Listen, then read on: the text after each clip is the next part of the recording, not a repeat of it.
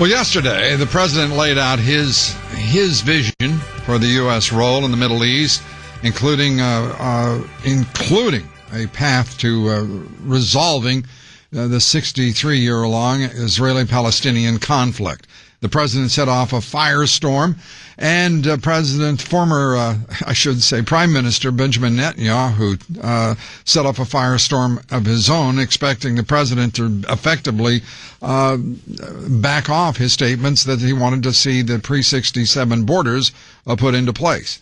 I'm delighted to have back with us on the broadcast George Birnbaum, former chief of staff to Israeli Prime Minister Benjamin Netanyahu. And George, thanks for being here. Good to be with you, Lou. Now, I've got to say at the outset that I believe that Bibi's conduct today was, and his statements yesterday, following the speech of the president, by the way, with whom I should say this, I disagree with what the president said. But for Netanyahu to conduct himself as he did, I think is as disrespectful as any head of state since Nikita Khrushchev in his treatment of President Obama. What do you think? Well, I think there were probably expectations on the Israeli side before the president's speech yesterday that were not met or disappointing at the very least, in the sense that there has been such a long understanding between Israel and the United States administrations that the terminology of 1967 borders is just a no-no for a couple of reasons. Forget the strategic and demographic reasons, but just as a reward to the Palestinians at a time when the Palestinians are now aligning with Hamas instead of the West. Yeah, as I said, I disagreed with the president. I know you did, and there was probably some outrage, and it may have been expressed a little too strongly, not as diplomatically. Yeah, but George, in all honesty, you and I both, obviously, the Prime Minister better than I do. Yes. I know him. I've known him for some time.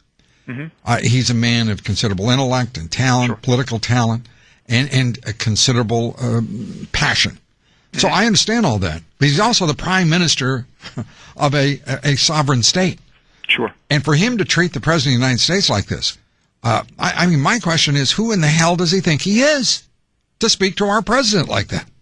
Well, he represents, the Jewish people of Israel, not... Well, if that's the way they want to be represented, I would suggest that be reconsidered as well. Do you really believe the Israeli people expect him to behave like that? I think the Israeli people have also reached a frustration level. I mean, for lots of reasons. And as you know, and your listeners know all too well, the pressure and the constant threat of terror that Israelis have lived on for far too long. And I think the words of the President of the United States yesterday left a lot of people in Israel aghast. And I think they wanted to hear... Were they aghast when Ehud Olmert said the same thing? He talked about the 67 borders. There has never been, as far as I know, much of a secret, even though it's, not spoken of publicly. The 67 borders are a rough approximation of what, in the minds of Israelis, Palestinians, Americans, Europeans, will ultimately become a reality. But to put it forward as a condition preceding to the negotiations, as the president did yesterday, that is, that was unthinkable.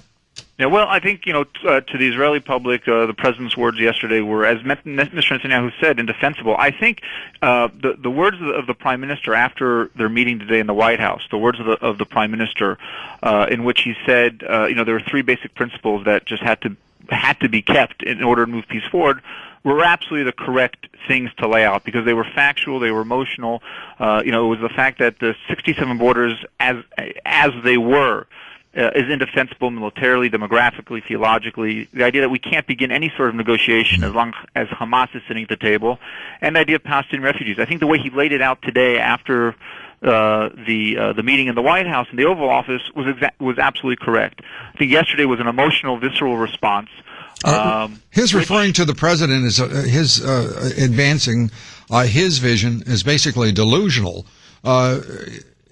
Today at the White House, sitting across from the President of the United States, wasn't exactly, I thought, entirely politically or diplomatically correct either. probably not exactly politically correct diplomatically, but again, I think the Prime Minister was also trying in some way to share the frustrations and the outrage of the Israeli people. All right. So if our president gets outraged by the Israeli government, then he would be perfectly correct then to lash out publicly, carry on a public and condescending, patronizing tone in so doing with the Israeli Prime Minister? Well, I think that the Israeli... The American people would not be pleased with that approach, I can assure you. Probably would not. The American people and the Israeli people do have some subtle cultural differences in the way they act and they talk, and so what may be culturally acceptable here would not be in Israel and vice versa.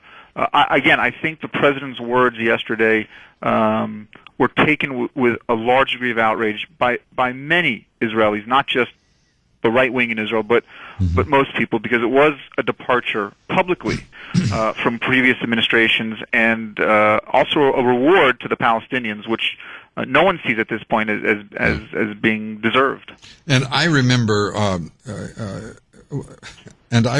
how taken aback everyone was when George Bush publicly said two-state solution. You know, that brought gasp to everyone's lips.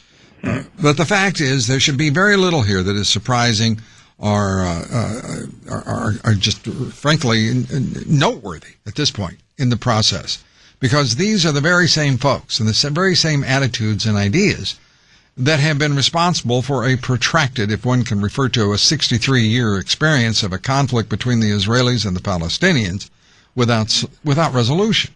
There has to be a way forward. And the same arguments against reason and balance and resolution persist on both sides, and I think should not be tolerated. Whether it's Hamas or Fatah, I think they should be dealt with. I don't see any reason to put up with it. I really don't. Yeah, someone said very rightly, you make peace with your enemies, not your friends, and that's correct. Yeah. And so you have to sit down with your enemies, but you sit down with your enemies at a point where your enemy says, you know what? You have a right to exist. At that point, you sit down, you talk. But the president said that very clearly. The president said that very clearly in his speech. Well, he did, but it was a duplicitous comment because at the same time he's saying that the Palestinians have a right to certain things when at the very minute in history when the Fatah, the moderate Palestinians, are sitting down and making agreements with a military terrorist Hamas, right, to give any kind of reward to them in the same sentence or same breath, I think is very duplicitous. I think I don't think anyone disagrees with the fact that there's going to. Well, do you mean duplicitous, or do you mean inherently contradictory? I guess contradictory would be a better way to put it. I do think that I agree with you that most people recognize that at some point, and hopefully sooner rather than later. I mean, I have 2 children as of now. I'll have more, God willing. They're going to have to go to the Israeli army. I do not want my children to have to fight